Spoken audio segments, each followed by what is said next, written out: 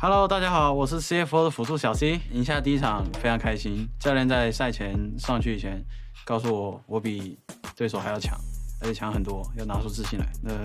就是自信心非常100%吧，超过了。在选下那个瞬间，我觉得这场已经赢了。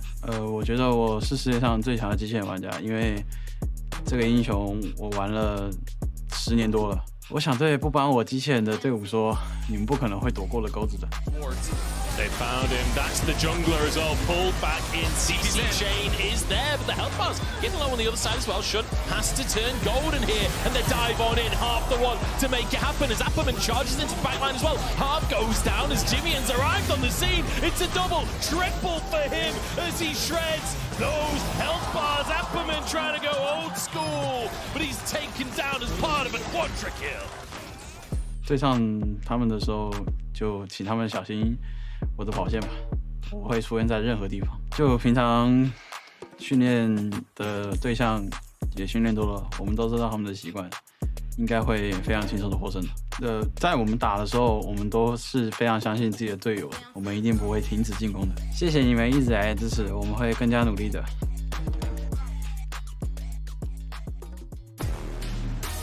Love the confidence coming out there from ShiauC. Welcome back, one and all, to the analyst desk here at Worlds 2023. We got Wales versus Oysters. I got my marine biologist here with me on the desk to break it all down and let everyone at home know who's going to be taking it on. This is a clash of Titan versus Oyster, right? Yeah. It's absolutely insane. And honestly, I think I really had to do some digging to see who would come out on top in this one. I think historically we need to compare Wales and Oysters, how they fared against humanity, because usually they don't match up against each other. And Wales got off to a rough start, don't get me wrong, more like candles, but Orcas have been buffed on the most recent patch. So I've got to say, Wales right now in 2023 are looking hot, whereas Oysters, they're just getting popped open, and it's not looking good. Oh. Yeah, well, do you have anything to add to that, or are you just a bit sad? I love me some Oysters. We'll see. We'll see if the Team Wales can have themselves a little bit of an hors d'oeuvre, shall we say, coming into this one. But they got to go through ShiauC. We saw the interview there with him there. Oh, big hook man coming in right now, and I'm loving the confidence this guy has coming off of the PCS. It's pretty insane. When I saw the Blitzcrank pick, I was like, okay, we've been seeing a little bit more priority on the pick overall. This gank was great because they had to clear on towards Tribush. This one was a little sussy because he didn't see the ward, but man, he was winning them fights just based off these picks alone. The dude is absolutely on fire. I also have the Kaisa build next to it with the Umbral Glaives. There's just no vision on the map. The dude is just, any patch of fog, ShiauC may just be there and be dragging you in. He was so solid. But on the other side, BA was fantastic on the other Hook champion. His Nautilus was absolutely legit in their series versus BDS. The Portal Combat, Hook City for sure. Look at these mid picks. Oh, boom! It was beautiful, and I'm sure it's going to be coming, but the fact that he was able to get what was, yes, right here, the predict, bang! Of course, Crown Shot made a mistake there, but it was great from BA to be able to make those plays. That started what was a snowball for their team. So Team Wales can definitely look towards their own support and say that's where we're for sure going to be able to pick up wins.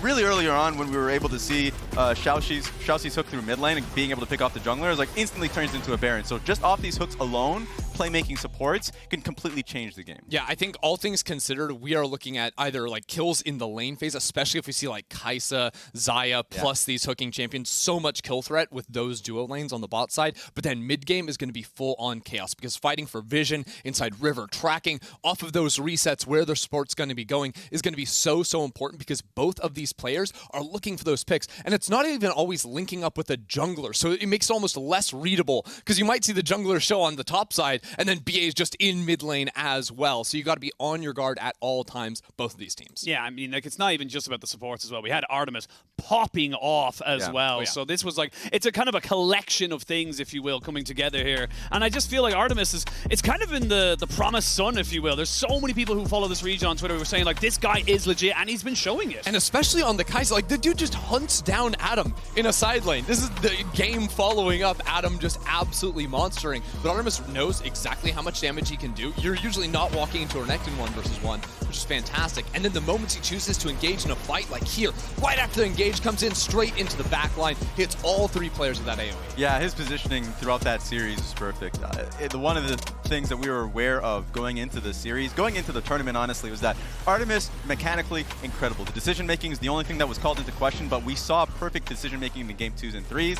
And it's kind of similar with both of these teams that started off a little bit rocky in their first game, a straight-up loss by Team Wales, while Flying Oysters had a bit of a tough first little bit. Sure. And then took over that game. So just I look towards their bot lane. That's how they get back into the series or game. I think their mental fortitude is spectacular in the last series play. 100%. And I think for me, I'm looking at this series in terms of draft as Kalista being a very high priority pick. Because, like, yeah, talk about the hook champions. I think we could see a trade. It's also not guaranteed that ShiauC is going to lock in the Blitzcrank. Nautilus might rise for both of these players. But the Kalista having the ability to follow up on those mid-game picks is so, so lethal. Yeah, it's all right to trade the Xayah. You have strong laning. That's no problem. But those mid-game roams, that's where the Kalista just fully excels. Yeah, and I think as well, looking at CFO, again, we have their drafts beautifully here because, I mean, it's just high priority laning phase. It's getting that pressure down, making sure that they know they're going to come out with winning lanes and winning advantages. I thought their drafts were excellent coming into this tournament. Blind picking Rumble in particular because they're confident in how he and Rest is playing that top side of the map. And then the Jace was great for JimieN. The quadra kill that he was able to get through mid lane in one of his games. Just the patience that he has in general and when he should engage. But also he's just hitting shot blast pretty consistently. On the right targets too. He completely blown up what was the Senna in that game too. So I looked at his Jace, I was like, great. If he can blind pick it again, thumbs up for me. Honestly, if you look at these two drafts, they look so similar to me, right? In terms of the soul lanes, like you were mentioning, tank, jungler, you know, like some kill pressure down on the bot side of the map. I think it's really important that Team Wales challenge the Rumble and the Jace in drafts. Like, I'm looking at bans or prio picks on those two champions because if the top side of the map is able to play that, they work so nicely together. The Rumble team fighting is just gorgeous, especially that ultimate to help set up the engagements when you're playing, you know, a hook champion on the bot side of the map. You've got to be able to remove those or have a really nice way to play into it inside the laning phase because that Jace was so dominant throughout both games. It was great. And honestly, just this comp alone is something that you've probably played throughout the entirety of the split. Kalista and Jace, or even just the idea of Rumble as well, the range advantage that you have. It's so easy to just, especially if you have confidence in the Jace player, then you feel like you're locked in on how you want to play out fights. As long as the Rumble is protected early from ganks, and as long as you come into fights knowing that you're playing with resources properly. If Rumble has ulti, then great, we're locked in. Yeah, also, these are... could I ask for those drafts one more time? Bring them back up. You talk about the long range, like, you gotta consider how low commitment... There's no commitment in these comps either in terms of, like, sending your body in. Like, Maokai, Sejuani, Rumble can engage from a mile away. Yeah. You have got Poke with the Kalista and the Jace as well. Like, this is the Tinder of team comps, right? There's absolutely no stakes here, nothing on the line, no commitment. It's a perfect match. It's a perfect No, Wales got to be swiping left on these. Well, before we get into picks and bans, let's check in with Team Wales' ADC Artemis and the Verizon Game Day interview.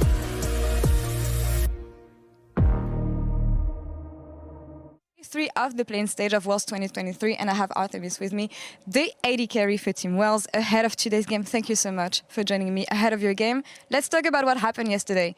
The upset win against Team BDS. How did you react to this victory? Em cảm thấy thế nào sau khi chiến thắng BDS? Khi mà cảm xúc của tụi em khi mà chiến thắng được BDS thì tụi mình rất là vui vì đã giành được chiến thắng khi mà tụi mình được đánh giá là một đội kèo dưới. I felt really happy getting a victory of BDS because we were rated as an underdog team. Yeah, as you said, you're an underdog. How much do you think it's going to help you, and it helped you overcome this team yesterday? Em có nghĩ là cái việc được đánh giá là đội kèo dưới nó giúp em giành chiến thắng với đội này không? Đó cũng là một phần vì tụi mình có một cái tâm lý thoải mái hơn và một cái tinh thần ok hơn nên là tụi mình đánh cũng tự tin hơn. It does play a part because it gives us a more relaxed mentality and so we can just play as we want it. And I think this one is extra important for you, especially given the fact that you're a rookie here at Worlds. How did you get ready for this stage and for this tournament, especially given the fact that you're the primary carry for the team? Thì em là tân binh lần đầu xuất hiện ở chung kết thế giới á. thì em đã chuẩn bị như thế nào cho lần thi đấu này? Đặc biệt hơn là vì em là đầu tàu carry của team nữa. Vì trước khi chung kết thế giới diễn ra thì tụi em cũng đã đi được Asian Games á, nên là cũng có vài kinh nghiệm và một số chuẩn bị cho kỳ chung kết thế giới lần này, nên là việc lần đầu ra thế giới cũng không có bỡ ngỡ cho lắm.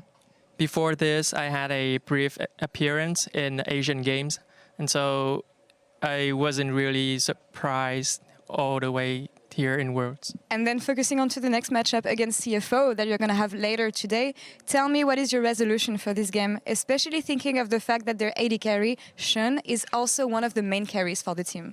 Thì lát nữa em sẽ đối đầu với lại CFO á, thì em đã có chuẩn bị gì cho trận đấu này chưa? Đặc biệt là khi mà team CFO cũng là một team đánh khá là mạnh ở mảng dưới. Thì hôm qua thì tụi em cũng đã họp và biết cái lối chơi của họ, nên là hôm nay mọi người hãy đón xem nhé. We had a brief meeting yesterday to discuss about their playstyle, and I think I've got it pretty well. So you guys stay tuned for this. All right, let's keep an eye on this then. Thank you so much, Artemis, for the interview. Good luck on today's game. Thank you. Koa, thank you so much for the translation. And Munch and Dagda, back to you guys for the game. Thanks very much, Law. And just had a brief meeting yesterday. That's all it took. All it took, just a brief Shouldn't meeting. say Chelsea downloaded entirely in that 10-minute meeting. Easy.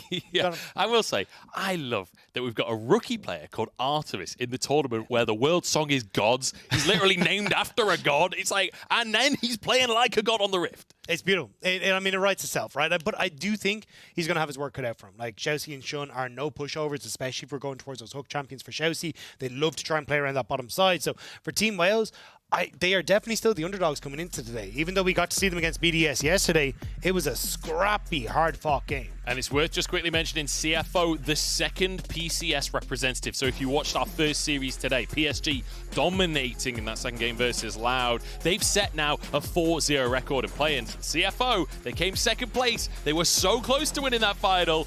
Now they've got to match up to their other PCS counterparts. We're into the draft though, Dagda. Rumble taken off the board here. Lee Sin hovered as our first pick. Yeah, I'm kind of surprised. I thought we'd actually see something like the Renekton maybe taken instead, but or even Sejuani potentially the option, but like Maokai, the Viego gone. It looks like Gemini. Yeah, there we go. Yeah, going to go back towards the Sejuani because traditionally when I think of Gemini, it's more of those kind of tank engaged champions that I consider him for. Trying to set up the team and work with ShiauC when they get towards the mid-game opportunities. See if we can find those opportunities. Sejuani has definitely been an impactful pick in the tournament so far. But the Renekton, open and available. I mean, to be honest, I feel like we're still so fresh in this meta that there's a lot of big power picks that you can still go for. So like the Renekton is one of the highlight ones, but things like the Ezreal is open, that's very safe to pick, very powerful pick. Things like the Orianna that have been able to dominate games. We've also started to see things like Gnar start to creep up as well as answers into this Renekton. We got to see in the last game. I'm 90% certain Rest played it the last day as well into the Renekton as well, but in that situation, it kind of works well where you can try and be that team setup. The Ahri going to be taken for Glory. We've had GB to high heavens sing the praises of Glory. So having him kind of take a step back from being a main source of damage to instead of swapping over towards the Ahri. It is his most played coming in from Summer, but I still think when I think of how Team Wales were able to find that success, it was Glory having those big moments. But on the upside, we already highlighted the Gnar. Rest looks like he's going to go back towards that. And now it is a case for JimieN. Like, what do you want to try and go for here? He had a fantastic performance on the Jace, but I don't think you can go for the Jace here with just how little AP damage you have.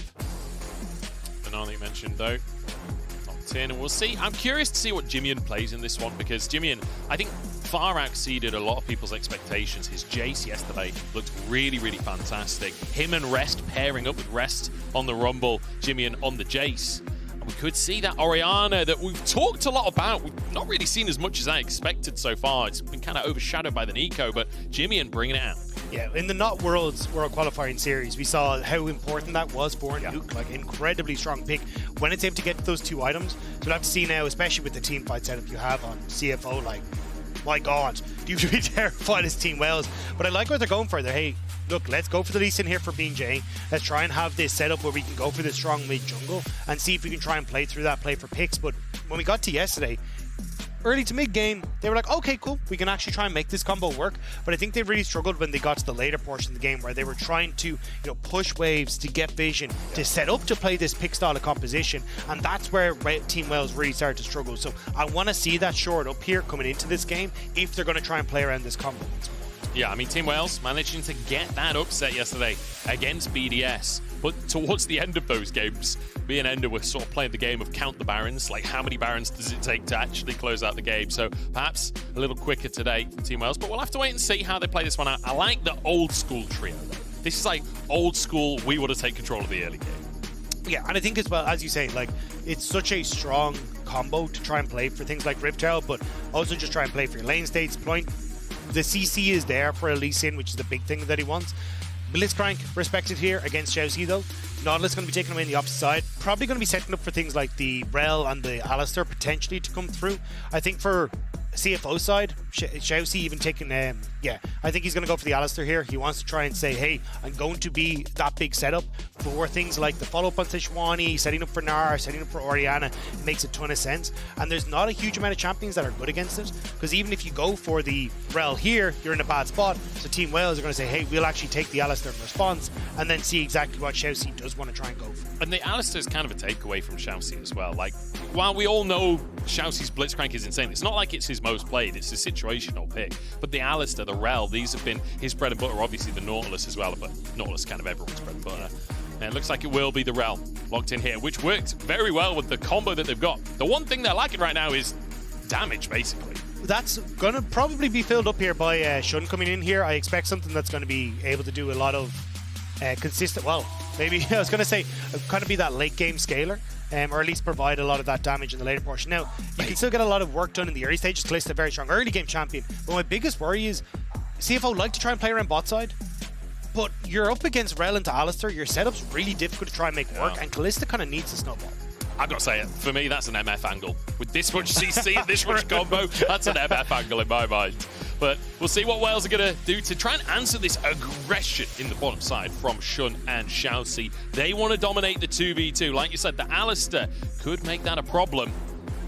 See what Artemis wants to take as well, because Artemis has been very impressive so far, and it will be that Aphelios locked in to play that defensive role. It's a little bit of a funky one though, because you're kind of playing a lot of, hey, we want to go for dive with the Lee Sin, the Renekton, the Ahri, even the Alistair to a certain extent, right? But a lot of those times it's like, hey, we're using a flash from Alistair to get into a position to get a good knockup.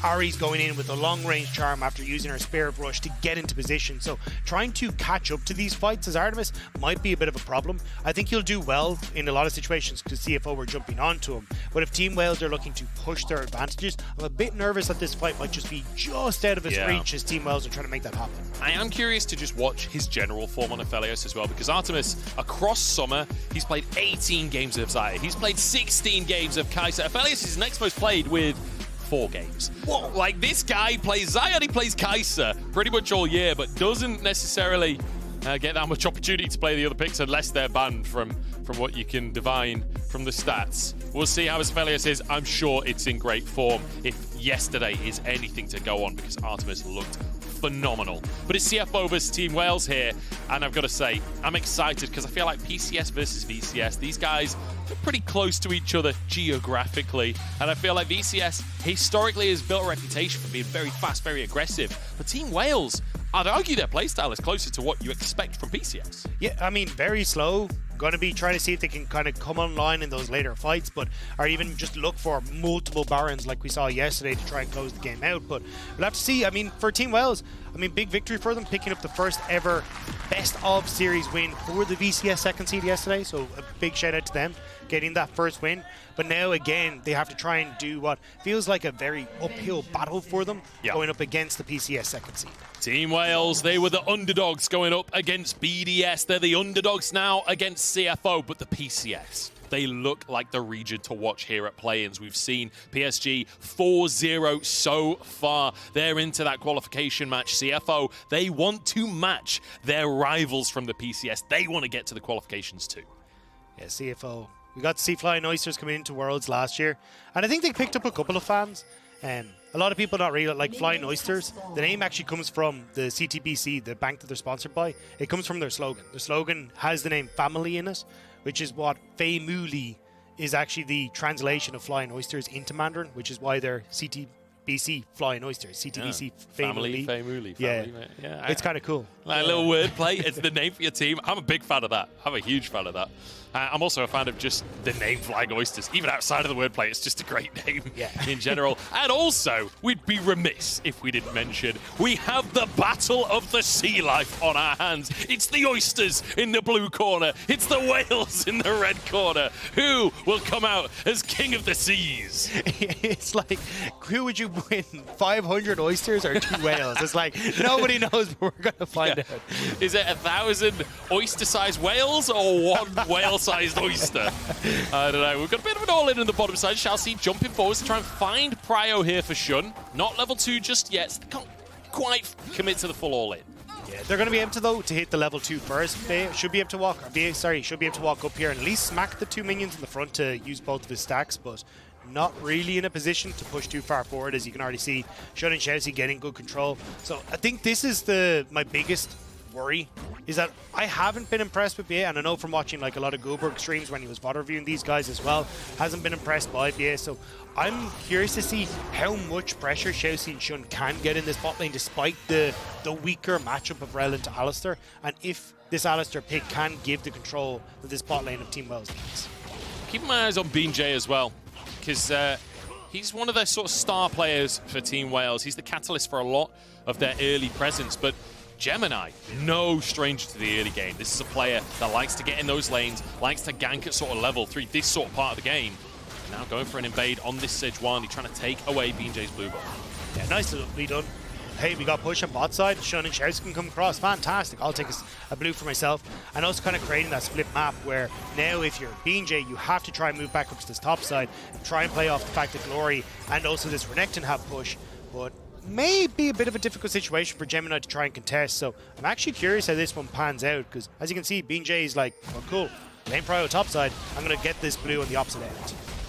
Gemini goes for his wolves. I don't know if that's just caution or if whether he's not willing to take the contest or if he doesn't know BeanJ's on the blue buff right now. Didn't go over any vision to get to this point. Now we'll definitely know that BeanJ's in the area, but it's too little too late. The blue buff is gone. Okay, just luckily for BeanJ, the smite was on cooldown for Gemini. Use down the other blue buff. But the thing is now, you've kind of got this push out coming through on bot side because of the way the wave is stacked. You've got control over mid, so even though Gemini was the one going for the invade, I wouldn't be surprised to see BeanJ try and clear out these raptors that have just respawned of his, and maybe even contest the Scuttle Crab on the bottom side, pick up a little bit more for himself. So we'll have to see exactly what the plan is, but looks like with the stop off, he may be a little bit late to the raptors on the bot side, actually even with Glory resetting. Okay, it's just going to be a case of, hey, we'll trade Scuttle Crab on opposite side. Maybe. I think he is going for it. Indecisive, but yeah, he's looking like he's moving down towards that. Gemini, in the meantime, perhaps looking towards the actual bottom lane itself. All in from ChiauC. Stun is there to beer. I mean, he's not even needed. The flash is there. The ignite comes out. As Graviton on both bot lane as BeanJ in the area. But Artemis, I think he maybe already used that route. ChiauC is very low. They've got to be cautious. ChiauC's low, but the wave is still kind of pushing in towards Shunn and ChiauC, so we kind of have both junglers still hovering here to make sure one Artemis and BA, who are also kind of taking low specifically the support to push this wave in and get in a position where they're all right. Like you can see, look at Gemini, he's just going to this bottom side here. Yeah, Gemini happy to stick around. And this is, you know, he's built a reputation for really focusing on the lanes in the very early stages of the game. ChiauC charging forwards, goes a bit. They know there's no flash available, and so it becomes a free kill. First blood for Shunn and ChiauC with a little help from Gemini. Great mind game from ChiauC. He's like running immediately at Artemis, and you're like, okay, well, that's clearly the person we're going for, but turns the last second, catches out BA, who's stepping forward to try and knock back the engage coming through from ChiauC. So they end up getting the kill. BeanJ calls out to the bot side because Artemis is like, for the love of God, I need to push this in. Please give me some help or else I'll never be able to reset. And now BeanJ will start to move back in towards his own jungle. So nicely done by Gemini to get the first blood here. Oh, really? Actually just starts off the Drake off the back of, he knows that the enemy bot lane's resetting, his bot lane's resetting. Nobody has Prio, so why not try and sneak away the dragon? I think he's going to get away with it. It will slow him down a little bit, which isn't the end of the world when you already know you've got the advantage over Gemini, but Gemini is here. He's gone the wrong way around here. Yeah, trying to find Gemini, I think, but BeanJ now stuck in the pit. Gemini moving around, just hiding behind the Drake here. BeanJ is going to be better at smiting than what you'd expect from Gemini, just with the fact he is that Lee Sin. With Bia in the area, Gemini has to back away. So, Dragon secured by Team Wales. 1-0 in terms of kills, 1-0 in terms of Dragons. But all things considered, a quiet start to the series. Yeah, I think this is where it's going to start to really pick up, though. Level 6 hit for Glory in the mid lane. He's burning through a ton of mana alongside JimieN, so JimieN actually going to be relatively safe because you want Spirit Rush him to charm, but I think you want to try and play mid. ShiauC, though, we get to play here. Very nicely done, right? Changes his direction onto BA, gets the knockback, immediately gets the stun, and Gemini's there to follow. It's the fact that Artemis also flashed. Like, Artemis was sure that he was going to flash onto him, so very nicely done there by ShiauC. And it's kind of like how he plays Blitzcrank as well. You see him W in, you see him sort of flash forward, but then goes for a target that you're not expecting. It's all about the kind of misdirection. I think, though, the misdirection right now is kind of where BeanJ is going to be in the map. He's already back down towards his bottom side, taking the scuttle again. You would consider that he's going to be moving up towards his top side, because you can actually see the little Kalista soldier is wandering around in the jungle to spot out exactly where the camp's been taken. But BeanJ now spot on that ward. It's a nice job by Shunn to kind of be a little bit of a heads up, as the BeanJ being in a different position than you'd expect, because his top side is all about to spawn, but not able to get to play on the bot side. Shunn will now know that he's reset thanks to ShiauC clearing out that ward, and they'll be able to crush this. Yeah. I feel like those Kalista ghosts are... They really give you a false sense of security. They're very weak in terms of ward. It's no Ash Hawk choice. You know, at the end of the day, like, it's very easy for a jungler to dodge those, so I like that they're also warding the river. Yeah, when you play Metal Gear Solid on easy mode, it's like, oh, okay, I can see exactly where they're looking. It's BeanJ in the river just hidden under a box. But, unfortunately, the box is well spotted by CFO. So again, you're going to be moving up towards the top side. And like the BeanJ's been trying to get access to these lanes, but it hasn't quite come into fruition for him. Now with level 6 hit for himself, Glory here in mid, I want to see this play happen. I'm even looking at the amount of rotations we're having for Rift Herald. Team Wales almost always completely rotates all 5 members up here. So if CFO have done their homework, they should know they're here, and that's why they're kind of having their own squad starting to rotate up towards this top side.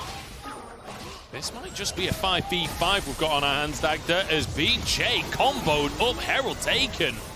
And ShiauC, unfortunately, on the wrong side of the play, punted back by Bia, but he's got a Kalista, so he'll get out. Nobody dies. Herald stolen away, though, by Gemini. So you're happy out as CFO, managing to get into position where they're like, fantastic, we can steal this away. BeanJ left on his own in the pit with Rest, able to get control over top side, so nice job. And now, again, you can start to rotate this around. I imagine it is going to be a Rift Herald in towards the mid lane, like try and snowball the Orianna. Because one of the big things we've noticed with like Orianna builds coming into Worlds is, hey, we've moved away from we're going to go for tiers, we're going to go for like 2.5 to 3 item spikes. It's I'm going to go for Liandry's, I'm going to go for Shadow Flame, and just try and spike earlier off of 2 items, but kind of forego a lot of that late game burst damage that we kind of come to expect. We'll see. I feel like those individual item spikes are all significant as well. Like when a mythic is finished for either of these mid laners, it does feel like a big moment in the build where suddenly that shockwave comes online. Suddenly Glory has either assassination potential or Everfrost potential, depending on which type of build he wants to go for. But looking towards sort of later in the game, you do get a little bit nervous for CFO. Anytime there's a Kalista in the game, I get a little bit nervous about what happens sort of beyond 30 minutes. With a composition like this, you would want CFO to be trying to push the envelope a little bit more. I think they've found their advantages through bot side already. The fact they've got the Rift Herald has been great. Obviously, losing Dragon kind of sucks. But I think you're actually in a strong enough position right now with Kalista being, you know, 8 or well, nearly 10 CS up, let's say, in that bot side. Yeah. You're also looking at the fact that JimieN has been able to farm effectively in the mid lane. Rest is doing well, relatively well in that top end. Like, the only thing you're really worried about now is like this second dragon that's about to spawn in 50 seconds. You want to try and make sure that JimieN has his reset, has at least picked up, well, I suppose he's just back to his Phoenix Codex. Probably won't have enough to just barely finish his first mythic beforehand, but you should be very close to your Blade of the Rune King here for Shunn. Like, these are the spikes that you're really looking to play off of at this next dragon, and hope that then you can start to snowball this one. Dominus in the top side. Sparda, I don't think he has the damage to actually finish this kill off, but he does still have his flash available. He's going under the tower. taking a couple of shots himself, and Rest is about to turn Mega Gnar. This could get dangerous for Sparda, but Rest decides it's not worth trying the all-in. I like it from Rest though. It's like, hey, my flash is super valuable if we are playing for this dragon. As BeanJ, no! He's pulled in, he's CC'd up, there's no way out of that one, and the Herald on top of it. JimieN getting some gold there. Or he gets a combo, but that's all he'll get. Jungler down, and CFO with another advantage. Great pick. ShiauC coming over the wall with Gemini. They don't even have to use the ult from Gemini as well, so if someone gets a little bit too close to this, they should be able to pick them off, but I don't think anyone from Team Wells is going to commit to this. Really nice setup to get BeanJ before they have to go for that dragon. Glory trying to all in. Onto JimieN here. Gets the true damage off of his Orb of Deception. Denies access to this wave as well. And I don't know if he got that plate gold. I think that plate gold might have gone while he was out of range. Yeah, just about, but now Gemini's in behind. Last charge there for Glory. No flash, but just going to be a scare in them all. Oh, all in on the bottom side. ShiauC takes a bit of damage, but again, that's twice already that ShiauC gets to go too far forward and gets away with it because of the Kalista. And twice Artemis has blown his flash in bot lane for not really needing to. Like, flashes in aggressively try and find that play, but you're just taking ShiauC out of the equation. BeanJ is here on bot side, has flash and kick, so maybe they can make something happen. Gemini goes slightly sideways on that one. It's a great little combo, though. Gemini taken down. Team Wales finally get themselves onto the board, and you've got to be a little bit nervous for Shunn and ShiauC here. I think it's out. ShiauC pretty low, but against a Rell, probably not willing to dive. JimieN was missing from mid lane, so they don't want to overcommit to anything on that bot side, but yeah, I think for Gemini, he needed to flash the initial engage coming through from BA. Or sorry, the follow-up engage coming through from BA if he was hoping to survive that. But this here, beautiful stuff. So Rift Tower goes down, and BeanJ, you gotta know Gemini's there. Like, literally, you get a big purple thing that says jungler is in this bush right here, and then doesn't expect ShiauC to be here. But this is a nice turnaround pick. I thought they go for bot lane. BeanJ gets the kick, but here, with the flash coming through from BA, they didn't really have the vision of the Alistair. So unfortunately, even though he had flash, he goes down, but Artemis! So that shield. Close. Yeah, that safeguard. BeanJ literally saving the life of Artemis right there. He will walk away. And again, trying to put the pressure on with this duo. Sees an opportunity where BA isn't in the lane. Couldn't quite finish off the damage. Honestly, I feel like that's quite lucky that BeanJ is able to flash in range to get the safeguard. Yeah, that was incredibly close. Just the fact that Artemis had gone down, that's immediately more plates going over to this Kalista. She's going to be in a fantastic spot. Also, because you knew that BA wasn't in that bot side, it actually ends up messing up the mid lane play that they were trying to go for Team Wells as well. Glory was trying to see if they could get onto JimieN there, but not really in a position to do so now either. So a lot of those kind of plays falling apart from Team Wells. But again, it's more of a case of we're just waiting for 40 seconds. Rift Herald's going to be up. First item's now completed for CFO and also for Team Wells on the opposite side. So for Team Wells, can they find that pick before they go for Rift Herald, or ShiauC after sneaking into a perfect spot against an AD carry that has no sums? Glory opportunity on the bottom tower here, but JimieN, he's nervous. There's a lot of vision in that bottom jungle from the red side. There's a singular control ward in there from the side of CFO. There's Glory. Oh, good little charm. Gemini in the area, though. JimieN, I think he's trying to look juicy, but it's not going to happen. I think that's kind of the thing that a lot of people forget about Ahri, because we've had such mobile mid laners for a while, is how good she actually is in a side lane. The ultimate gives you so much pressure where you can overextend and start to hit towers, whereas Orianna is in a very vulnerable position when she goes for this. So that's why you're having Gemini down here to be like, well, I need to be here in case BeanJ shows up. JimieN becomes very vulnerable underneath the tower. We could easily go for dives as Glory, so that you need to back away, which means that now, actually I was going to say they're going to go for Rift Herald, but rest. BeanJ, damage. Yeah, it's doing work. Yeah, going to be knocked back here, and actually a bit more of a combo as they get the ultimate onto Artemis instead. Shunn dives on forward and rends him to pieces. ShiauC, the target is BA. He runs out of ultimate and runs out of life. 2 more souls collected for Shunn. I feel really bad for BA in that one. BeanJ just booted ShiauC onto him, was like, no, he's your problem. You have the Magnet Storm, I'm going to peace out. So BA has absolutely nowhere to go, but big play from Rest. The fact he actually gets that damage on a Sparda in the top lane means that you can't really compete, and Sparda's now going to die! No, that's not the place you want to be. Another kill. Gemini taking that one. I feel like you want the 4th kill of the Kalista, to be honest. He flashed for it. It's worth it. He's already got the hat trick. They'll be okay. But another pick for CFO. It feels like when it comes to these rotations, CFO have got it on lock. And that's the thing. Wales were like, hey, we need to try and correct this top side, otherwise we can't go for Rift Herald, which means that ShiauC again hiding in these books, and Gemini, beautiful ultimate, again, flashless, cleanseless AD carry is easy pickings, and Shunn is just having a field day in these two fights. And it feels like we're getting that early power from the Kalista that we were wanting. Sparda, I feel like you should have known that you don't have the right to walk into that river right there. As the Herald is taken, that's now in the pocket of Gemini. At least Glory can answer with the tower on the bottom side. The gold lead starting to slowly build in favor of CFO. Not too significant just yet, but it's where the gold is, right? You can see the gold difference over time, just spiking. But Shunn has so much. That's the key thing here, is that Shunn is now at a power point. Yeah, but Blade of the Rune King completed, also having that Rage Blade in his back, or the Rage Knife, sorry, in his back pocket. It's going to help out. And that's why you can see Team Wells is like, no, we cannot contest for this next dragon. At least having one will give them a little bit more wiggle room where they can get to the later point. But realistically, you're kind of waiting on Artemis to hit to 3 items, which you're just so far away from that. Whereas on the opposite side, JimieN is already powering through his first item. He's got a bit of skills for himself, so he's able to work towards the second one, which I imagine is going to be the Shadow Flame. And then a CFO, you're good to party. Whereas for Team Wales, I think your pick comp of working between BeanJ and Glory just hasn't really come to fruition. We're seeing a lot of Alistair value against these Heralds today, but they won't have the damage to actually finish it off.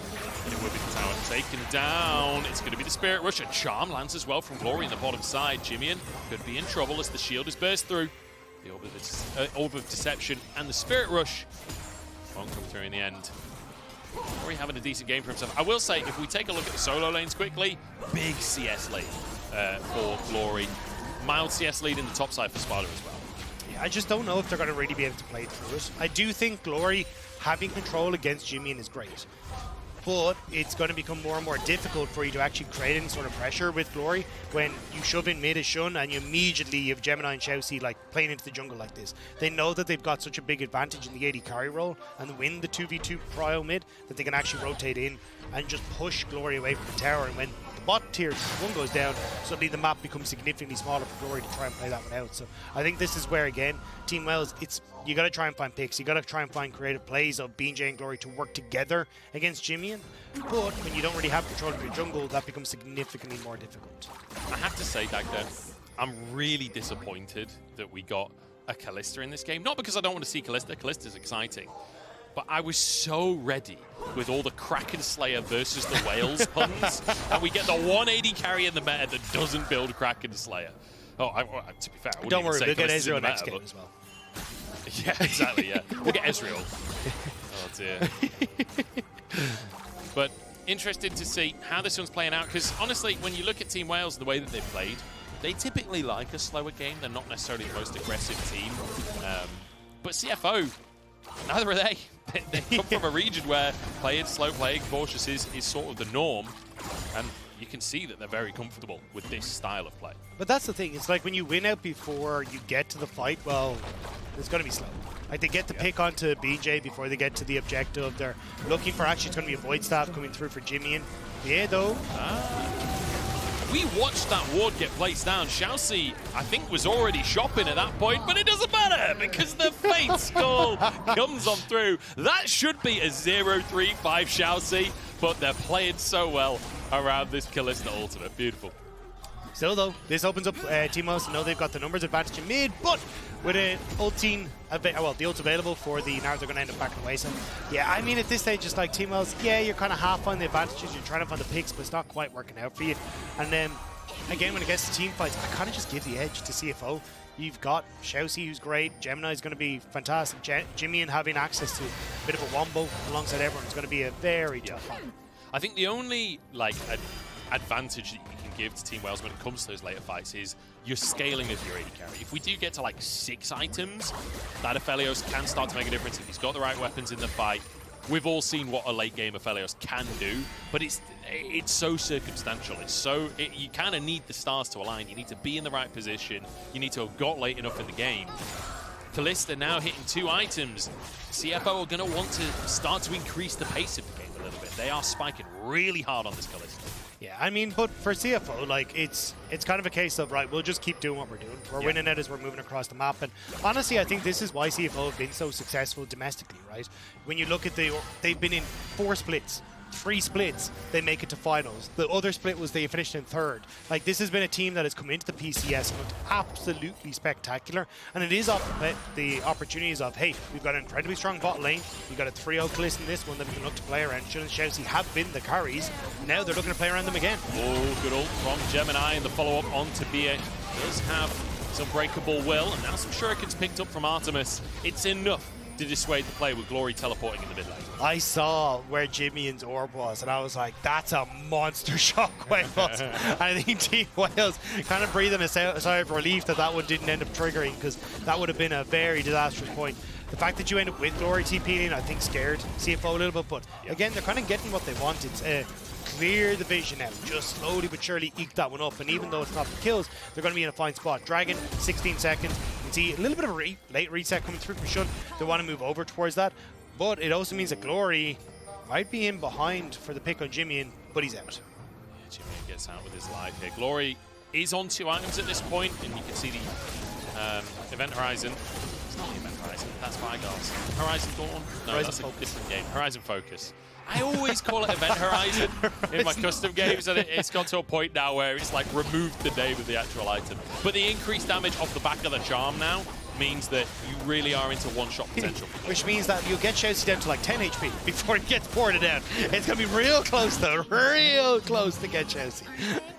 I will say, the fact I called it Horizon Dawn as well, that feels like fate, because we do have Artemis, God of the Hunt, in the game. That's a game all about hunting. You know, it all lines up. I really wanted to make, like, if Artemis messed up, there's an Irish author called Artemis Fell. Sorry, who wrote Artemis Fell. And it was like, oh, he's really messed up because that's an Artemis Fell. But it was like, I don't know if it's a big enough book. It sold like 50 million copies. I'm like, I feel like there's maybe enough people who get that reference. I think, like, I know of Artemis Fowl, and I was on the same wavelength. Like, do I reference Artemis Fowl? I don't know if it's a popular enough series to reference. The thing was, I messaged Medic and was like, hey, what do you think about this? As actually ShiauC? Nice, fine. But yeah, I messaged Medic and was like, what do you think about this? Can I make this joke? And he was like, compare the 50 million copies that were sold to Harry Potter or Lord of the Rings. And I was like, yeah, they've sold slightly more by like the 100. It's a very different story comparatively. Yeah. That said, though, that doesn't mean Artemis Fowl isn't a big series. I'll defend Artemis Fowl. I've not even read it. I can't actually reference it anyway, but, you know, like, I was just going to use it as a simple wordplay, so I'm in too deep in this conversation, I'll be totally honest. Feels like Team Wales were a little bit in too deep. They're going to have all of their vision cleared here. Baron is up onto the map. Feels like that's where the teams are starting to lean now. Still 3.5 minutes till the next Drake. CFO on that soul point, but it's a Cloud Soul, so not going to be the end of the world. Does open up that Elder Drake later on in the game. BeanJ moving in to try and clear the wave. I'm not sure that was necessary.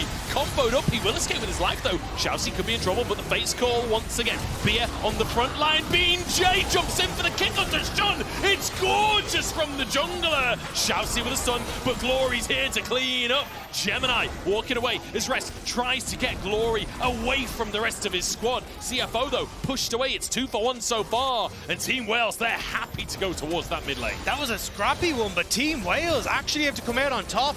B with a big engage onto Shunn that then sets up BeanJ, and just like that, they've come alive. They'll get the mid lane turret, and I thought that this was going to be a very different conversation where Flying Oysters were able to take it, but Wales proving me wrong. Yeah, I mean, honestly, it's really lucky that they managed to get the jungler so Baron couldn't go down. But that's the thing, look how much was invested. Ult from ShiauC, ult from Gemini, ult from JimieN, all on to get BeanJ, and he gets out. Big gets a beautiful engage onto Shunn. Shunn flashes away from the charm, but it means that when BeanJ goes in here, it's the perfect setup because Shunn has nothing left. The ward, or the safeguard onto his teammate to get the distance on the follow-up. Beautiful stuff from BeanJ. And once Shunn's down, consistent damage isn't there. Rest not having the Mega Gnar, JimieN not really in a position to consistently get the command attack and command shockwaves to deal the damage. And you see the damage Glory was doing. That kind of fight is Ahri's playground, where everyone's starting to get low, everyone's trying to escape. You just chase them down, you get those resets. You start to clean house. 6-3 on the scoreboard, but the gold is within touching distance right now. Team Wales fighting their way back into things. The thing is though, like, CFO are trying to ARAM this a little bit too much, where it's like, hey, we could actually try and push in the mid lane and then like rotate up towards this top side. I don't know if I have a second to draw on this, so I might just hold on. But Maybe not. Glory's on the flank here. No, you don't have a second factor, but ShiauC does. He's found multiple seconds onto Glory. What an engage from the support. And now Bia left to the wolves as he'll be rendered to pieces. Shunn with a double kill. That might just open up the Baron, but ShiauC's gone too deep this time. Rest with a triple. No, the shockwave! What a combo! CFO making it happen. Flying Oysters are sending the whales into the air with that shockwave. JimieN, that was sick with rest. And just like that, they turn over towards the Baron. They get the fight they need, and they'll get to crack open this game massively in their favor. Just when a play goes positively for Team Wales, and there's a little bit of hope back for the VCS, CFO, they slam the clam shut, as it were, and they take themselves a Baron here. They take themselves a significant gold lead, and they begin their Red Bull Baron power play. Yeah, and look, they're not going to stick around to try and get the top turret, but big focus now is going to be that next dragon. But Glory trying to play off towards the side, but ends up going that bit too far. BeanJ trying to engage. Great turnaround engage from ShiauC. And B is just trying to save them, which means there's actually little engage left on Team Wales to turn this around. So they end up picking off the Alistar off the back as well. And then we got to look for rest. Turns Mega, moves for, flashes in. Artemis Gale forces to try and get out of that, but the shockwave was already set up beautifully. That was glorious from Flying Oysters. Nice. Oh my God. Oh my Jesus. ShiauC, what a legend. ShiauC just could not believe his eyes. And rightly so. I mean, all three of the targets of that shockwave were like max range on it in different directions. They all get pulled in. It's like the maximum spectacle available from a shockwave. That was so fun. That was amazing. But CFO, I mean, amazing play to follow up on that. BeanJ is in no man's land on the opposite side of the map, which means CFO starting to move in here. They know they've got Baron. They know they've got an opportunity. Maybe look for something before BeanJ gets back, but that window's now closed as Rest. Going to try and spread out the damage onto the mid lane turret as well. Rest has been doing a good job of putting pressure down this game. Like in that previous team fight, they know that Bia's going to go down. He's already setting up for the following play as well. Ultimate in underneath the tower. That'll be the mid lane inhibits tower gone. Just creates a bit of a frozen field to get Team Wales away from everything, but doesn't mean you have to be a little bit careful. Like Rest now, popping Mega Gnar means that you've kind of got this timing window to get mid tower, back away, and wait until the ultimates are up and available again. So maybe that's where Team Wales might look for something if CFO overextend. You can see they're kind of pushing forward here. They know that this is a time where two ultimates essentially are unavailable. It's an opportunity potentially. You can't be scared of that shockwave at this point though. After that last fight, you're going to be terrified. JimieN very close to finishing that death cap as well, which is a big, big moment for the Orianna. You go from sort of tickling everyone and pulling them in to one-shotting the entire team. It's now trying to pressure on to the second inhib in this bottom side. Team Wales not giving it up without a fight, but JimieN, great little flash, and the combo to follow it up. Shockwave is there. It's 1-for-1 so far, though. They might have gone too deep for this one. Shunn still going strong. BeanJ finds him, kicks him into the play. The Gnar against the wall. It's got to be, I mean, there's no damage left. CFO, they've got to just flee this one, surely, as Sparda kicks someone out. Artemis is still alive. CFO, you've got to flee the play. Bia gets the engagement. Who needs damage, I guess? They're still somehow winning. Rest having no time for sleep. He takes over, and the Oysters rise into the sky. The mini Gnar to get the damage, to get the procs that he needed to chase down and pick off the remaining members. It may be Rest, but he's putting the rest of Wales to rest in this one. Just a lot of rest in one sentence. Yeah, CFO, though. Oh, God. I'm usually the one doing that. I'm usually the one making you cringe. CFO, though, phenomenal game there. And, you know, looking towards PSG and saying, hey, anything you can do, we can do better. Solid win here, very comfortable, and doing it in their way. Having complete control pretty much the entire game. But, I mean, what a performance from PCS today, right? Like, you get the first seed in Group A. Now you're potentially looking at the first seed from Group B as well. Like, what a statement day for the PCS region. And I mean, they were absolutely incredible in this one. As you say, it was very slow to get things started, but they knew, hey, look, once we kind of get our footing, we get Shunn to his items, we get this Orianna into a position where she's strong, then we can look for it. I definitely think there was some moments where they could have tried to play the map a little bit better, like take top lane tower, collect some of that standing gold, but once they got into those team fights, that's where they were able to pop off.